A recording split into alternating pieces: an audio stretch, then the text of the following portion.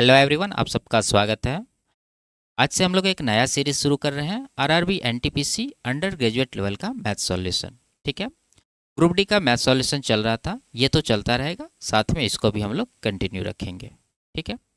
तो इसका पहला शिफ्ट होगा 7 अगस्त 2025 का शिफ्ट 1। आज की क्लास में इसका सॉल्यूशन करेंगे और इन सब के सॉल्यूशन पहले ही कंप्लीट हो चुके हैं। इनके वीडियोज़ देखने के लिए प्लेलिस्ट विजिट कर सकते हैं, लिंक नीचे डिस्क्रिप्शन में दिया गया है। तो शुरू करते हैं। उससे पहले चैनल पर नए हैं तो चैनल को सब्सक्राइब कर लीजिए। आगे बढ़ते हैं। पहला सवाल है, 150 किलोमीटर की दूरी तय करने में प्रणय को अमन से 2 घंटे अधिक लगते हैं। ठीक है। यदि प्रणय अपनी चाल 2 गुनी कर देता है तो उसे अमन से 3 घंटे कम लगते हैं। प्रणय की चाल ज्ञात कीजिए। ठीक है। देखिए, सवाल में दूरी दिया हुआ है 150 किलोमीटर और हमसे पूछ रहा है प्रणय की चाल क्या है। अगर प्रणय का समय निकल जाए तो इसका चाल भी आराम से निकल जाएगा। तो पहले आपको समय निकालना होगा। वो कैसे निकलेगा, देखिए।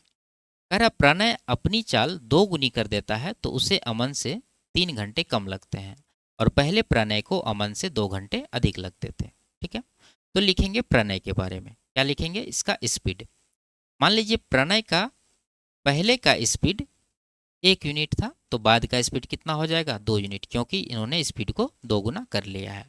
अगर यहाँ से टाइम का रेशियो निकालें हम लोग तो क्या निकलेगा, इसका उल्टा हो जाएगा, 2:1। अगर रेशियो में देखें तो पहले 2 यूनिट लग रहा था, अब 1 यूनिट लग रहा है।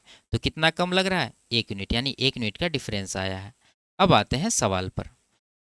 सवाल में अगर देखें तो पहले प्रणय को अमन से 2 घंटा अधिक लगता था। ठीक है, आप इसको इस तरह से समझ सकते हैं। मान लीजिए अमन का टाइम लिमिट है, तो पहले जो है प्रणय को ज़्यादा लगता था, कितना, 2 घंटा।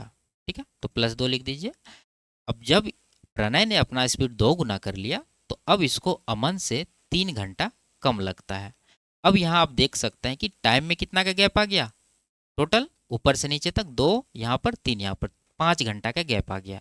जबकि रेशियो में 1 यूनिट का गैप आया, तो 1 यूनिट का वैल्यू 5 घंटा के बराबर होगा।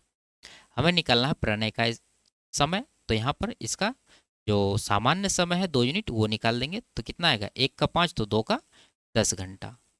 अब निकालना है स्पीड। स्पीड निकालने के लिए क्या करते हैं, दूरी बट्टा समय।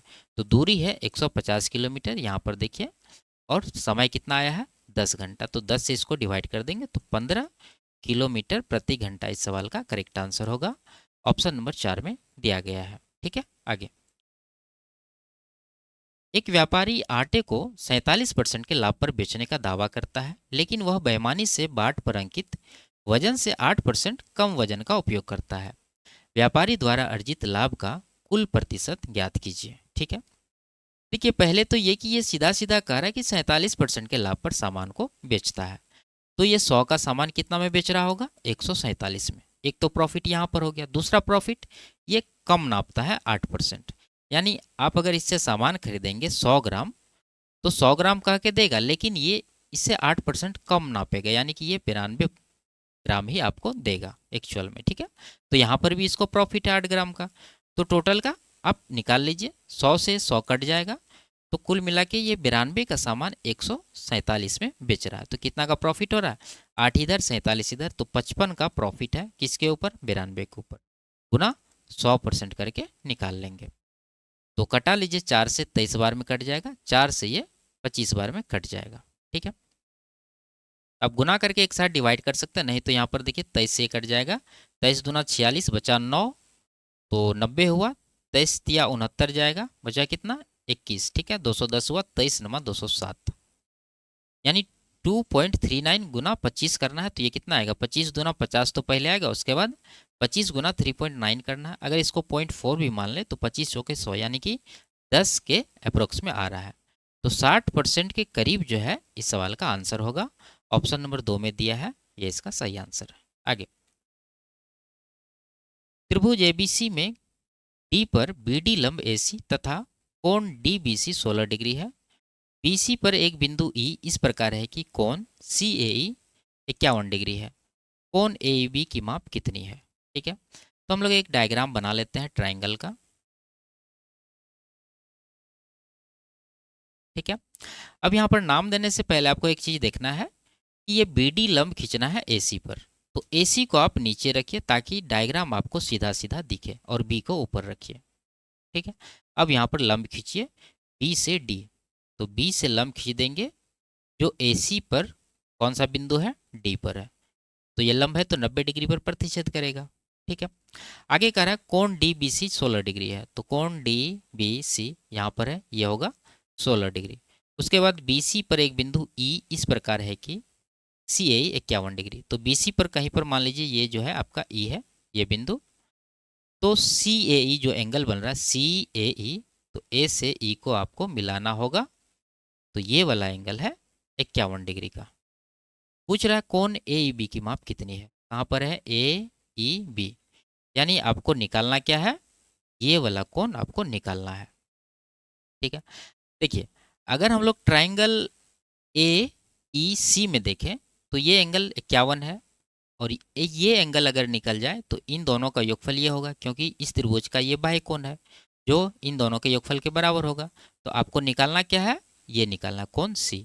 तो ये कैसे निकलेगा, त्रिभुज BDC में देखिए। ठीक है, त्रिभुज BDC में, इसमें अगर देखें तो ये कोण 16 है, ये कोण 90 डिग्री का है। तो ये कितना होगा, ये होगा 74 डिग्री का। ठीक है, 90 में 16 माइनस करेंगे तो ये 74, ये 74 आ गया, ये 51 है तो ये कितना होगा, इन दोनों को जोड़ दीजिए, 51 प्लस 74, ये हो गया 120, 5 125 डिग्री। तो 125 डिग्री इस सवाल का आंसर होगा, ऑप्शन नंबर 4 में है। आगे संख्या ये है निम्न में से किससे विभाज्य। ठीक है, देखिए संख्या अगर देखें तो इसका जो इकाई अंक है ये क्या है, एक ओड नंबर है। ओड है तो इसका मतलब ये इवन से नहीं कटने वाला है, तो पहला ऑप्शन नहीं होगा, दूसरा में भी इवन है, ये भी नहीं होगा, और चौथा में भी इवन है, ये भी नहीं होगा। आपके पास एक ही ऑप्शन बचेगा। ठीक है, यही इसका आंसर हो जाएगा। आगे वरुण ने 150 रुपया प्रति दर्जन की दर से कुछ इरेजर खरीदे। उसने 18 रुपया प्रति इरेजर की दर से उन्हें बेच दिया। उसका लाभ प्रतिशत क्या है। देखिए एक दर्जन इसने कितना में खरीदा है, 150 रुपया में, और बेच रहा है ये 18 रुपया पीस। अगर हम लोग यहाँ पर दर्जन निकालें तो उसके लिए क्या करना होगा, आपको 12 से गुना करना होगा। यानी ये हो गया आपका कॉस्ट प्राइस और ये हो गया आपका सेलिंग प्राइस। यहाँ से प्रॉफिट का रेशियो निकाल लीजिए। तो 6 से इसको काट देंगे 3 बार में, 6 से ये कट जाएगा 25 बार में। तो फाइनल जो रेशियो आया 25 से 12 36, यानी कितना का प्रॉफिट है, यहाँ पर 11 का प्रॉफिट है 25 के ऊपर। तो ये कितना परसेंट होगा, देखिए 1/25 होता है 4%, 11/25 है तो 4 का 11 गुना, यानी कि ये 44% आएगा। ऑप्शन नंबर 2 में दिया है। आगे अर्जुन और मलाइका को अपनी अपनी कारों से दिल्ली से कानपुर जाना है। अर्जुन 138 किलोमीटर प्रति घंटा के चाल से गाड़ी चला रहा है, जबकि मलाइका 92 किलोमीटर प्रति घंटा के चाल से गाड़ी चला रही है। यदि अर्जुन को कानपुर पहुंचने में 8 घंटे लगते हैं तो मलाइका को कानपुर पहुंचने में कितना समय लगेगा। ठीक है, देखिए यहाँ पर अर्जुन का टाइम दे रखा है और अर्जुन का स्पीड दे रखा है। तो इन दोनों से हम पता कर सकते हैं कि दिल्ली से कानपुर के बीच का दूरी कितना है, अर्जुन के स्पीड और टाइम से। तो कितना होगा, अर्जुन का स्पीड है 138 किलोमीटर प्रति घंटा और लगता है इसको 8 घंटा, तो 8 से गुना करेंगे तो यही दूरी होगा। अब इसी दूरी को मलाइका भी कवर करेगी, लेकिन मलाइका का स्पीड कितना है, 92 किलोमीटर प्रति घंटा। तो इस स्पीड से इसको डिवाइड कर दीजिए तो मलाइका का टाइम निकल जाएगा। ठीक है, तो कितना हो जाएगा, ये 23 चौके 92 होता है, 23 छाके 138 होता है, 4 से ये 2 बार में कटेगा, 2 गुना 6 12 घंटा। ठीक है, तो 12 घंटा इस सवाल का करेक्ट आंसर होगा, ऑप्शन नंबर 2। आगे 25 फरवरी 2024 को जमा की गई और 26 अप्रैल 2024 को निकाली गई 4,000 रुपया की राशि पर 6.75% वार्षिक दर से साधारण ब्याज ज्ञात कीजिए। ठीक है, तो यहाँ पर आपको दिन काउंट करना होगा। देखिए 2024 वर्ष है तो ये एक लीप वर्ष है, इसमें फरवरी 29 दिन का होता है और वर्ष में 366 दिन होते हैं। तो यहाँ फरवरी में 4 दिन बच गया, उसके बाद मार्च आएगा 31 दिन के साथ, फिर अप्रैल का यहाँ पर 26 तक लेना है तो 26 दिन इधर हो गया। तो कुल मिला के 26 4 30 प्लस 31 61 दिन का टाइम हुआ। अब निकाल लेते हैं इसका ब्याज। देखिए मूलधन है 4,000, ठीक है, दर क्या है 6.75%, तो 6.75% के लिए नीचे 100 दे दीजिए, गुना टाइम जो कि है 61, और इसको वर्ष में बदल देंगे क्योंकि ये जो दर है वो वार्षिक है। तो वर्ष में बदलने के लिए इसको डिवाइड करना है 366 दिन से, क्योंकि ये लीप वर्ष है। तो ये कट जाएगा 6 बार में।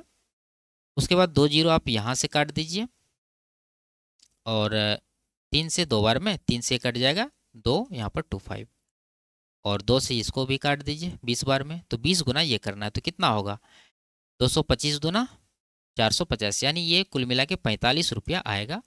तो इसका जो ब्याज होगा वो 45 रुपया होगा। ऑप्शन नंबर 1 सही है। आगे, दो उम्मीदवारों के बीच हुए एक चुनाव में 85% पंजीकृत मतदाताओं ने मतदान किया और डाले गए मतों में से 4% अवैध पाए गए।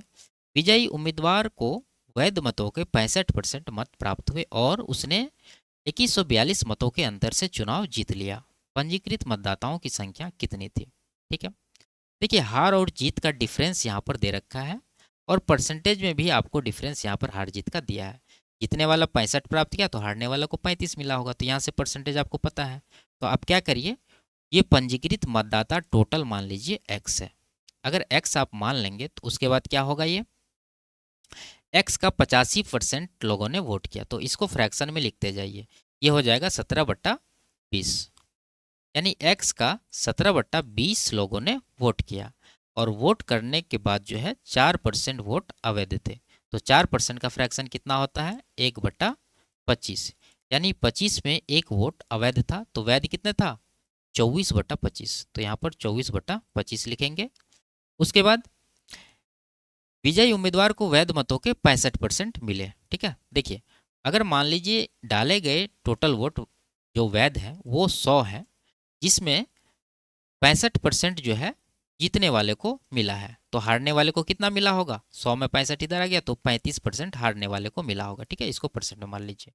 तो हार और जीत का गैप कितना का है 35 और 65 में 30% का गैप है, तो इन्हीं परसेंट से हार जीत हुआ है, और हार जीत का यहाँ पर वोट दिया है। तो आप ये हार जीत को फ्रैक्शन में लिखिए, तो 3 कितना आएगा 10, यानी इस वैल्यू का 3/10 वैल्यू से हार जीत हुआ है, और हार जीत हुआ कितना से 2142 से। तो इसको बराबर करेंगे, यहाँ से आपका आंसर आ जाएगा।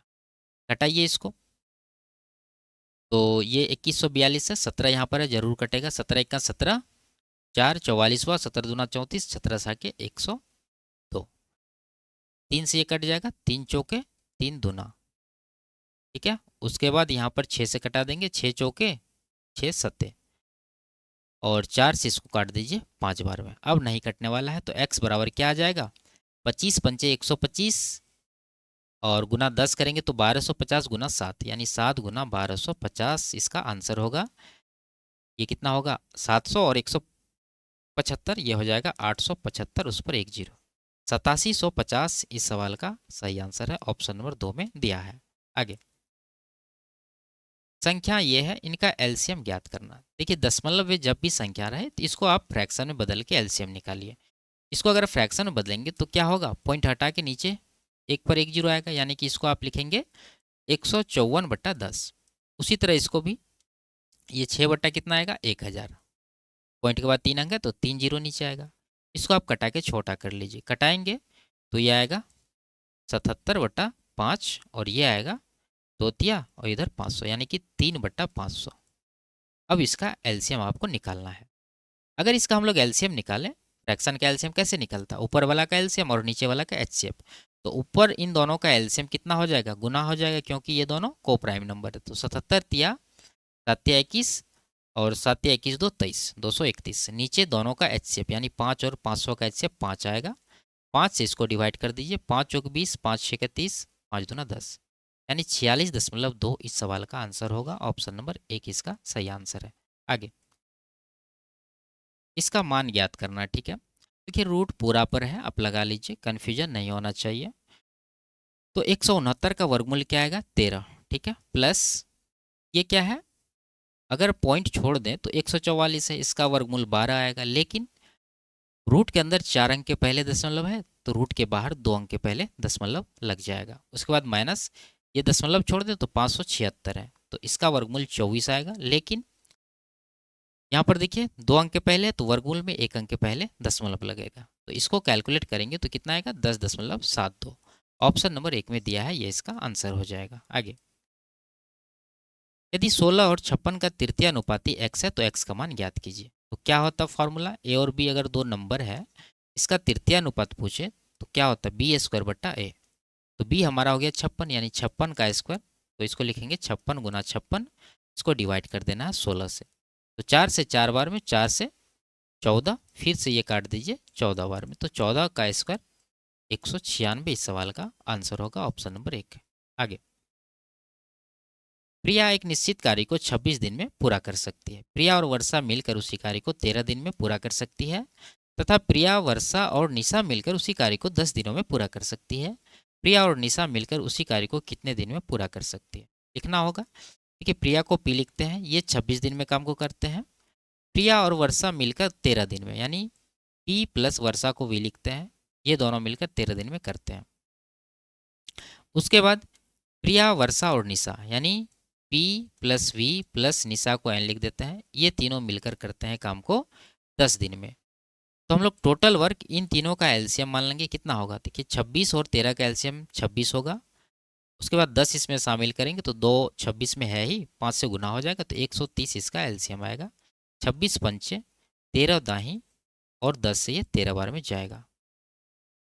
अब क्या कर रहा है, प्रिया और निशा मिलकर काम करेगा, तो प्रिया और निशा का एफिशिएंसी आपको निकालना होगा। देखिए इसमें तीनों लोग हैं, अगर इसमें हम लोग वर्षा का हटा दें तो प्रिया और निशा का बचेगा। तो वर्षा का कैसे निकलेगा, यहाँ से, तो इन दोनों में प्रिया का अगर घटा दे तो वर्षा का निकलेगा। तो यहाँ से हम लोग वर्षा का निकाल सकते हैं, कितना हो जाएगा, प्रिया और वर्षा 10 है, जिसमें प्रिया का 5 है, तो 10 में 5 घटा देंगे तो 5 आ जाएगा वर्षा का। उसके बाद इन दोनों में वर्षा को घटाना, तो प्रिया प्लस निशा का कितना आ जाएगा, वर्षा का 5 है तो 13 में 5 घटा देंगे तो 8 आ जाएगा इन दोनों का एफिशिएंसी। इसी को लेकर के आपको टोटल वर्क करना है। तो 8 से 130 को डिवाइड करेंगे तो कितना आएगा, 2 से ऊपर नीचे कटेगा तो 65/4 हो जाएगा। ऑप्शन नंबर 1 में दिया है। आगे, कितनी धनराशि रुपया में 4% वार्षिक साधारण ब्याज की दर से 5 वर्षों में 2400 रुपया हो जाएगी। देखिए ब्याज देखें परसेंटेज में तो कितना होगा, 4% की दर से 5 वर्ष में 20% का ब्याज हो रहा है, और 100% का मूलधन होता है, आपको पता है। तो टोटल मिश्रधन कितना बना, टोटल मिश्रधन बन गया 100 + 20 यानी 120%। जबकि यहाँ पर मिश्रधन रुपया में है 2400 रुपया, तो ये 2400 के बराबर होगा। आपको निकालना क्या है, धनराशि यानी मूलधन, तो 100% का वैल्यू आप निकाल दीजिए। ये देख रहे हैं आप, सीधा सीधा 20 गुना है, तो इसको भी 20 गुना करेंगे तो 2000 रुपया आंसर आएगा, ऑप्शन नंबर 1 में दिया है। ठीक है, आप यहाँ पर भी रेट निकाल कर देख सकते थे, ऑप्शन आपको आराम से आंसर आ जाता। आगे, इसका मान ज्ञात करना है। तो देखिए यहाँ पर आधार सब जगह बराबर है, यहाँ भाग है, यहाँ गुना है। आप जानते हैं कि आधार बराबर है और भाग रहे तो पावर को क्या करते हैं, घटा देते हैं, और गुना रहता है तो पावर को जोड़ देते हैं। तो इसको एक साथ करेंगे, 62 तो आधार है हमारा, उसके बाद भाग है तो ये दोनों को घटाएंगे, यानी कि 3 - 2 तो 1 हो जाएगा। उसके बाद आगे गुना है तो पावर को क्या कर देंगे, जोड़ देंगे, और 13 में देखिए माइनस लगा है तो कुल मिला के माइनस का 13 ही रहेगा। तो ये आ गया 62 / 1 - 13 करेंगे तो माइनस का 12, यही आपका आंसर होगा, ऑप्शन नंबर 3 में दिया है। आगे, 331 और 345 के बीच आने वाली अभाज्य संख्याओं की संख्या इन दोनों संख्याओं सहित ज्ञात कीजिए। ठीक है, यानी इन दोनों को शामिल करते हुए बताना है आपको। तो लिखते हैं, पहला तो यही हो जाएगा 331, और ये बाद में देखेंगे अभाज्य है कि नहीं है। ठीक है, पहले लिख लिए। अब इसके बाद 332 है। अगर आप देखकर पता करना चाहें कि यह अभाज्य संख्या हो सकती है कि नहीं हो सकती है, तो आप जितने भी सम संख्या देखेंगे उनको छांट दीजिए, क्योंकि 2 के अलावा कोई भी सम संख्या अभाज्य नहीं होती। ठीक है, उसके बाद कोई भी नंबर जिसका इकाइंक 5 है या फिर 0 है उसको भी छांट दीजिए, क्योंकि ये 5 का मल्टीपल है। तो लिखेंगे 331 के बाद 332 तो आएगा नहीं, सम है। 333 लिख लीजिए, नहीं तो आप देख सकते हैं यहाँ पर ये 3 का मल्टीपल है। उसके बाद 34 सम है, 35 इकाइंक 5 है, नहीं लेंगे। 36 सम है, 37 ले लेंगे, 337। उसके बाद 339 ले लीजिए, फिर 341 ले लीजिए, उसके बाद 343 ले लीजिए, फिर आपको 345 नहीं लेना है क्योंकि इसका इकाई क्या है, 5 है। तो ये नंबर आपके पास बना देखने के साथ, यानी ये जो है डाउटफुल है, अभाज्य है कि नहीं है वो हमें नहीं पता है। अब हमें चेक करना है। देखिए इसमें ये तो आप छांट दीजिए क्योंकि ये 3 का मल्टीपल है। उसके बाद ये देखिए 9 3 12 3 15, ये भी 3 का मल्टीपल है, इसको भी छांट दीजिए। अब आपके पास 4 नंबर है, ऑप्शन में 4 है, आपको लगाना नहीं है, आपको और चेक करना है। 3 से और डिविजिबल नहीं है, 5 से नहीं है, 7 से चेक करेंगे, 7 चौका 28, 5 नहीं है, ये 28, ये भी नहीं है, 7 चौका 28, ये भी नहीं है, 7 चौका 28, 6 ये नहीं है, 7 चौका 28, 6 63 हुआ, 7 नंबर 63, यानी ये जो है 7 का मल्टीपल हो गया, ये अभाज्य नहीं रहा। अब 3 नंबर है, अब 7 से चेक कर लिया, अब इसके बाद 11 से चेक करेंगे, ये नहीं है, ये नहीं है, ये देखिए 3 1 4 4, ये 11 का मल्टीपल है, इसका मतलब ये भी अभाज्य नहीं है। तो 2 नंबर आपके पास बचा, और ऑप्शन में सबसे छोटी 2 ही दे रखा है, यानी कि सबसे कम बार 2 ही है, तो ये इसका आंसर हो जाएगा। ठीक है, आगे। संजना, कार्तिक और दीपा ने एक व्यवसाय शुरू करने के लिए क्रमशः इतना रुपया करके निवेश किया। यदि वर्ष के अंत में लाभ 1230 रुपया, तो दीपा का लाभ का हिस्सा ज्ञात कीजिए। ठीक है, देखिए इसका रेशियो निकालना होगा। इन्वेस्टमेंट इस तरह से है, सबके लास्ट में 0 है, हटा दीजिए, उसके बाद रेशियो आ जाएगा। संजना को ऐसे लिखेंगे, कार्तिक को के, उसके बाद दीपा को डी। क्या रेशियो बनेगा? पहला का 105 है, ठीक है, दूसरा का 132 और तीसरा दीपा का 173। टोटल प्रॉफिट है 1230। रेशियो में अगर आप टोटल प्रॉफिट देखिएगा जोड़ के तो कितना आएगा? एक एक 2 एक 300 इधर हो गया, एक 400, 5 5 10, यानी कि 410 यूनिट हो रहा है, जबकि रुपया में ये है 1230। तो सीधा सीधा 3 गुना दिख रहा है। आपको निकालना किसका? दीपा का, यानी 173 का भी 3 गुना करेंगे तो ये कितना आ जाएगा? 510, उसके बाद ये 17 या 51, यानी 510 प्लस 9, 519। तो 519 रुपया इस सवाल का करेक्ट आंसर होगा, ऑप्शन नंबर 3। आगे, इन तीनों परसेंट की क्रमिक छूट समतुल्य एकल छूट ज्ञात कीजिए। ठीक है, तो देखिए यहाँ पर सिंपल सा परसेंटेज है, आपको रेशियो से सॉल्व करना है इसको। तो 20% का फ्रैक्शन होता है 1/5, यानी 5 पर 1 का डिस्काउंट है, तो रेशियो क्या बनेगा? 5 से 4। उसी तरह से 25% का फ्रैक्शन 1/4, तो 4 पर 1 का डिस्काउंट, तो रेशियो बनेगा 4 से 3। उसके बाद 15% का फ्रैक्शन 3/20 होता है, 20 पर 3 का डिस्काउंट है, रेशियो बनेगा 20 से 17। अब जो कटने वाला है कटा लेंगे, तो 4 कटने वाला है, काट दिए, अब नहीं कटेगा, 20 पंचा 100 हो गया, और राइट साइड 17 या 51 हो गया, यानी 100 से 51 हो गया, तो डिस्काउंट कितना का मिला? 49 का। तो 100 पर जो भी चेंज होता है वो परसेंटेज में होता है, तो 49% ही सवाल का आंसर होगा, ऑप्शन नंबर 2। आगे, एक बल्लेबाज द्वारा 23 मैचों में बनाए गए औसत रन 41 है। अगले 10 मैचों में बल्लेबाज ने औसत 16 रन बनाए, सभी 33 मैचों में उसके द्वारा बनाए गए औसत रन ज्ञात कीजिए। ठीक है, ठीक है, पहले 23 का एवरेज है 41 लिखते हैं, 23 मैच का एवरेज कितना है? 41। उसके बाद अगले 10 मैच में इसका एवरेज हो गया 16, तो अगला 10 का एवरेज है 16, तो ये मैच का एवरेज है, नीचे इसका क्या है? रन है। आपको निकालना है ओवरऑल एवरेज, उसके लिए क्या कर लीजिए? यहाँ पर वेटेड एवरेज लगा लीजिए, क्योंकि इन दोनों में काफ़ी ज़्यादा डिफरेंस है। तो गुना कर लीजिए, 23 गुना 41 कितना होगा? 23 चौके 92, यानी कि 920 प्लस 23 943 यहाँ से आ गया, प्लस 16 दही 160। इसको डिवाइड करना है मैचों की संख्या, यानी कि 23 प्लस 10 33 से, कितना होगा? ये जोड़िए, 9 1 10, एक 1103 हो रहा है जोड़ के, 33 से डिवाइड करेंगे तो 33 से 3 बार में जाएगा ये। उसके बाद 99 हुआ, 1 10 11, 11 पर 3 आएगा तो 113, फिर से ये जाएगा 3 बार में। ठीक है, 99, तो बचा कितना? 14, 140 हुआ, अब ये जाएगा 4 बार में, यानी 33.4 इसका आंसर आना चाहिए। 33.4 यहाँ पर है, ये इसका करेक्ट आंसर है। आगे, किसी संख्या में 100% की वृद्धि करने पर 2820 प्राप्त होता है, वह संख्या ज्ञात कीजिए। ठीक है, कि 100% का वृद्धि हो रहा है, इसका मतलब आप संख्या को 2 गुना कर रहे हैं, और 2 गुना करने पर ये हो रहा है, तो आंसर क्या होना चाहिए? यानी वो ओरिजिनल जो संख्या वो क्या होगा? इसका आधा होगा। तो आधा कहाँ पर है? 1410, यहाँ पर ऑप्शन नंबर सी में ये इसका करेक्ट आंसर होगा। आगे, निम्नलिखित को सरल करना ये है। देखिए यहाँ पर 3 है, इसको ब्रैकेट के अंदर जो भी चीज़ है उसमें गुना कर दीजिए, तो ये 3 3 कट जाएगा यहाँ पर, तो 7x² यहाँ से बचा। उसके बाद यहाँ पर कितना होगा? माइनस के बाद 27 को 3 से जब गुना करेंगे तो 81 का x आएगा। ठीक है, प्लस 14 को जब 3 से गुना करेंगे तो 14 3 42। ठीक है, ये 3 सब के लिए, इसके लिए भी, इसके लिए भी और इसके लिए भी। उसके बाद यहाँ पर आते हैं, माइनस के बाद क्या है? 7 इंटू x² करेंगे तो 7x² माइनस में आएगा, माइनस प्लस माइनस होगा, 7 8 56x, उसके बाद माइनस माइनस प्लस होगा, 11 7 77। ये चीज़ आया है, इसको कैलकुलेट करना है आपको।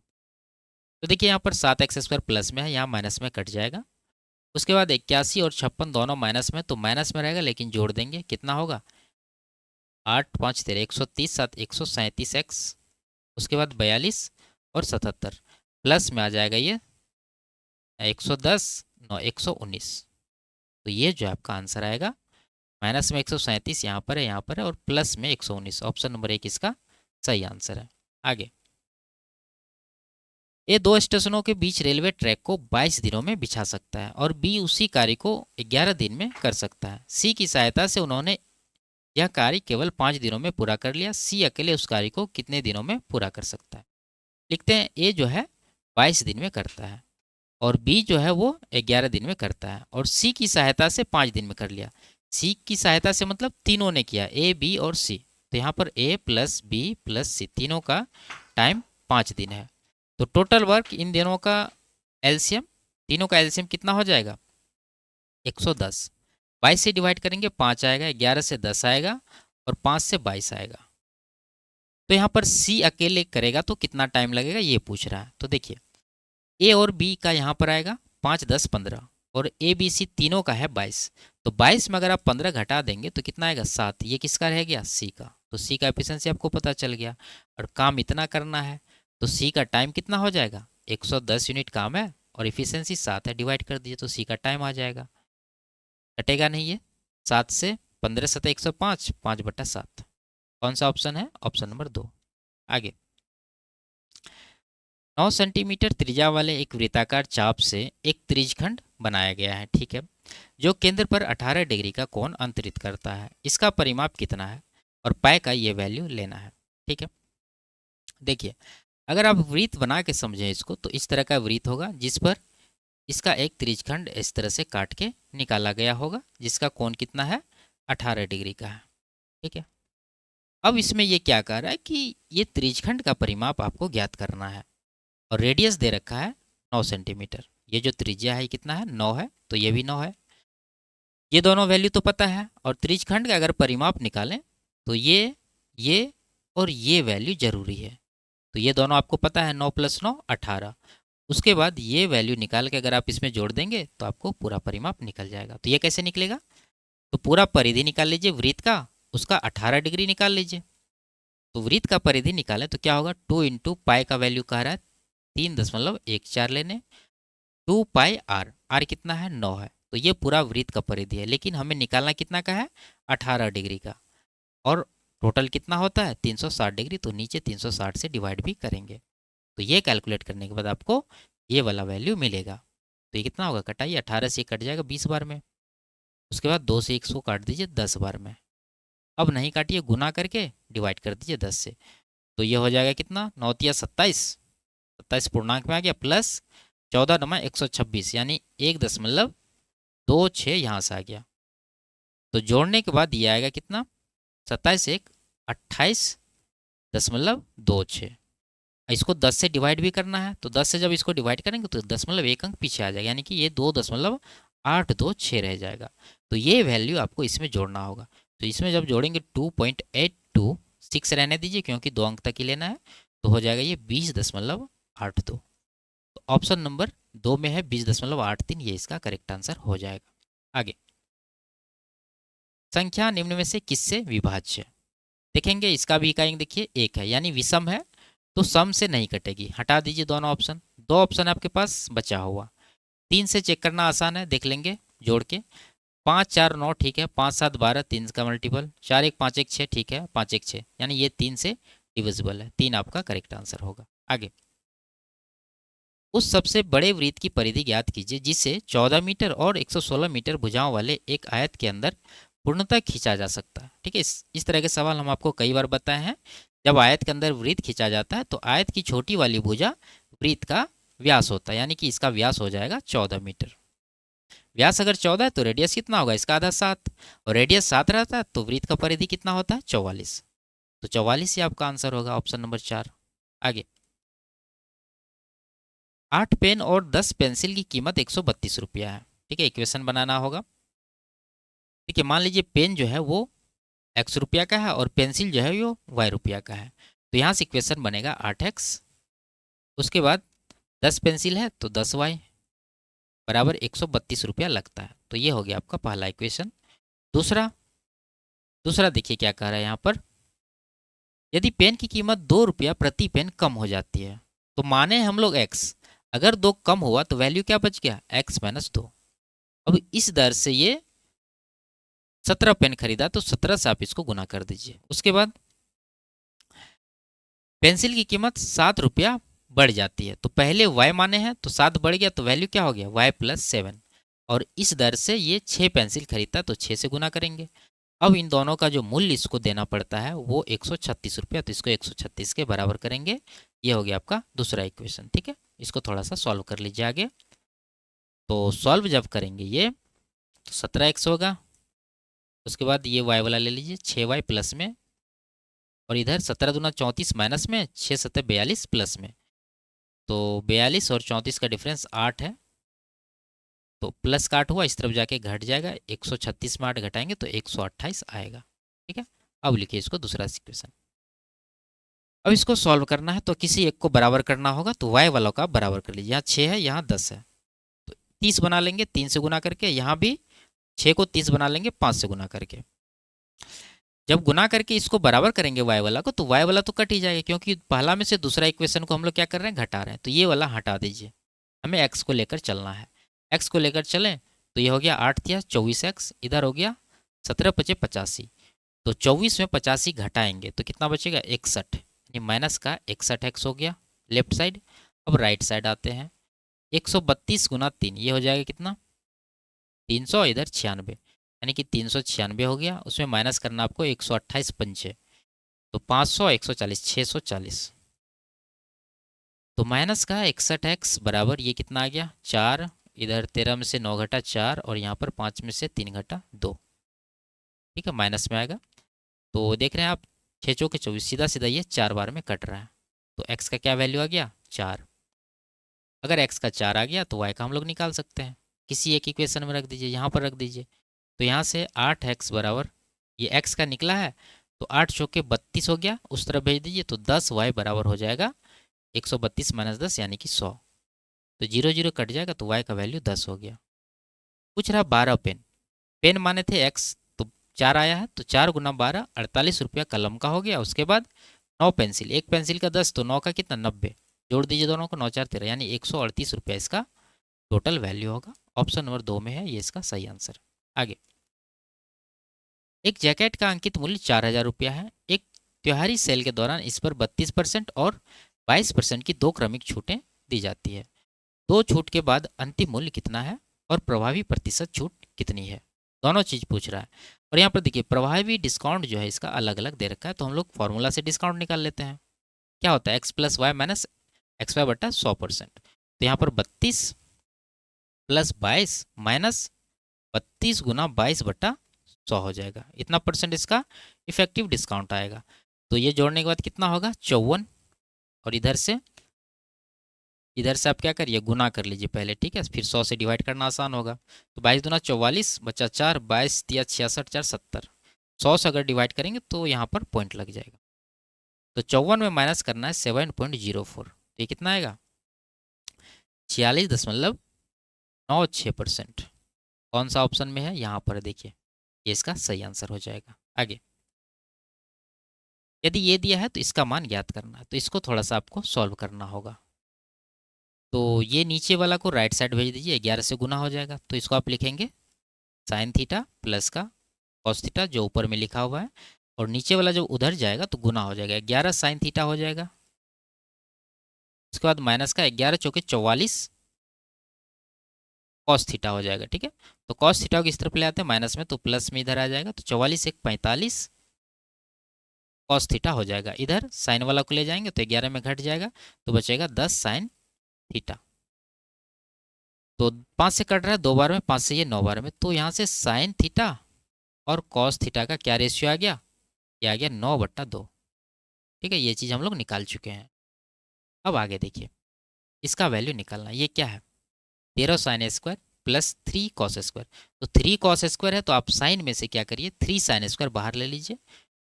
यहीं पर हम लिख देते हैं 10 sine square plus 3 sine square theta. तो ये 10 साइन स्क्वायर आप लिखेंगे यहाँ पर। उसके बाद ये 3 साइन स्क्वायर थीटा और 3 कॉस स्क्वायर थीटा को एक साथ ले लीजिए, 3 कॉमन आ जाएगा और अंदर बच जाएगा sine square plus cos square जिसका वैल्यू 1 होता है। तो कुल मिला के इसका वैल्यू क्या आ गया 3, और लास्ट माइनस का 3 है वो दे देंगे, नीचे कॉस स्क्वायर है वो दे देंगे। तो ये दोनों तो कट ही गया। तो यहाँ पर 10 है गुना साइन स्क्वायर बट्टा कॉस स्क्वायर। देखिए साइन बट्टा कॉस 9/2 है, तो इसका स्क्वायर यहाँ पर लिखना होगा, यानी 81/4। यही आपका आंसर होगा। 2 से 2 बार में, 2 से 5 बार में, तो ये आ गया आपको 405 और नीचे 2, 405/2 ऑप्शन में दिया है 4 नंबर में, ये इसका सही आंसर है। आगे,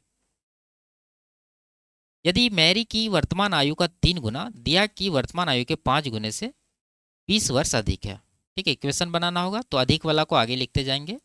तो मैरी का 3 गुना यानी 3m ये अधिक है, तो माइनस इसके बाद देंगे, और दिया का 5 गुना यानी 5d यहाँ पर लिखिए।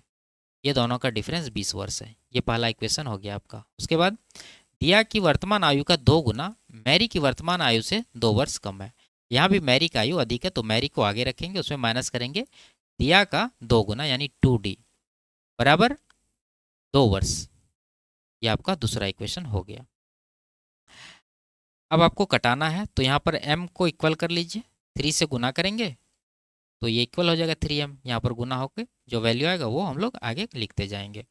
तो ये तो कट ही जाएगा, इसको माइनस कर दीजिएगा, ठीक है, ये कट जाएगा, इसको लीजिए माइनस का 5d, इधर आ गया कितना 3 दूना 6d प्लस में, तो कुल मिला के ये प्लस का d आएगा, ठीक है, प्लस का d बराबर राइट साइड 20, उसमें माइनस करना है 3 दूना 6, तो आएगा 14।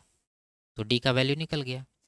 डी का निकल गया तो एम का भी निकल जाएगा, कितना यहाँ पर रख दीजिए, डी का 14, 14 दूना 28, 2 उधर भी है, तो 28 2 30 हो जाएगा एम का वैल्यू। अब मैरी और दिया की आयु के बीच का डिफरेंस पूछ रहा है, तो 14 और 30 का डिफरेंस कितना है 16, यही इसका आंसर होगा, ऑप्शन नंबर 2 में दिया है। आगे,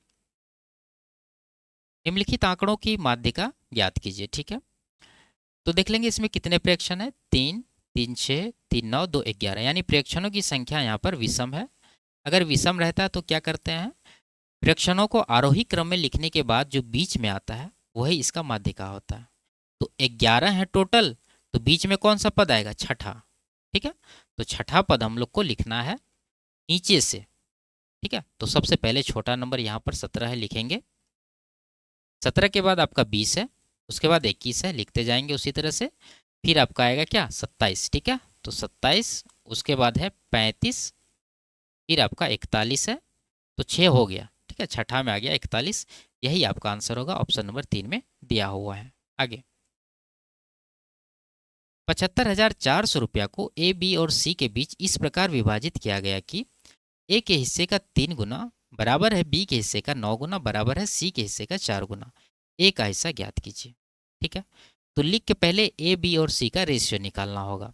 तो ए का 3 गुना है तो 3a बराबर है बी का 9 गुना यानी 9b बराबर सी का 4 गुना 4c।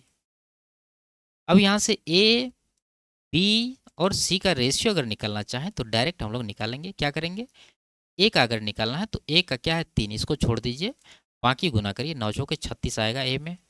बी में क्या आएगा, बी में 9 है तो 9 को छोड़ दीजिए, बाकी ए और सी का 4 तिया 12। उसके बाद सी का निकालना है तो सी का 4 छोड़ देंगे, तो 9 तिया 27, ये आ गया। इसको थोड़ा सा सिंप्लीफाई कर लीजिए, 3 से कट रहा है 12, 3 चौके 3 नमा, तो इस रेशियो में जो है ये पैसा को बांटा जाएगा। ए का हिस्सा पूछ रहा है, टोटल कितना रुपया है 75,400। इसमें ए का निकालना है, ए देखिए 12 यूनिट लेके बैठा है, और टोटल नीचे आएगा 12 4 16 9 25, ठीक है। तो देखिए ये 25 से तो ये कटेगा ही, उसके बाद 12 में 3 है, 3 का मल्टीपल चेक कर लीजिए, और 4 भी है, तो 4 से ये नहीं कटने वाला, इसको हटा दीजिए पहले ही। उसके बाद 3 का देख लीजिए, 3 से ये 9 1 10 2 12, 3 से कट रहा है, 6 3 9, 6 3 9 2, 3 से नहीं कट रहा है, 3 2 5 6 11 3 14, 3 से नहीं कट रहा है, ठीक है। इस तरह से आप ऑप्शन नंबर 1 इसका आंसर लगाएंगे। आगे बढ़ते, तो ये लास्ट सवाल था। वीडियो आपको कैसी लगी कमेंट में जरूर बताइए। अच्छी लगी तो वीडियो को लाइक शेयर और चैनल को सब्सक्राइब कर लीजिए। फिर मिलते हैं अगले क्लास में, तब तक के लिए बाय बाय, टेक केयर।